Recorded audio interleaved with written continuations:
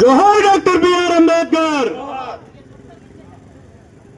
భారతదేశ ప్రజాస్వామ్యాన్ని అన్ని కుల మతాలకి అతీతంగా ప్రజలందరూ ఒక్కటేనని భావంతో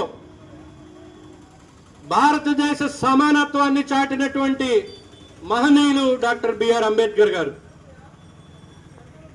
ఒకరు ఎక్కువ ఒకరు తక్కువ అని కాకుండా ఏ కులమైనా ఏ మతమైనా ఏ వర్గమైనా ఏ ప్రాంతమైనా సరే ప్రజలందరూ ఒకటేననేటువంటి భావన కల్పించింది డాక్టర్ బిఆర్ అంబేద్కర్ గారు.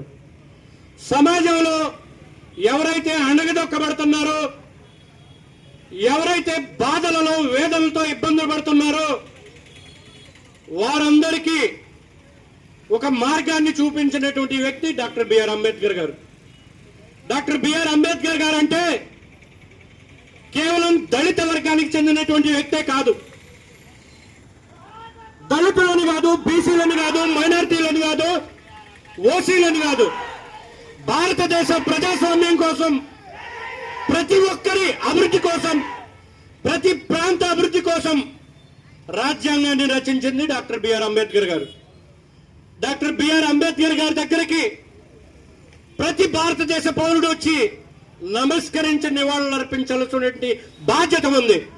అటువంటి బాధ్యతతోనే రేపల్లె జనసేన పార్టీ తరపున మేము వచ్చి డాక్టర్ బిఆర్ అంబేద్కర్ గారికి నివాళులు అర్పించడం జరిగింది.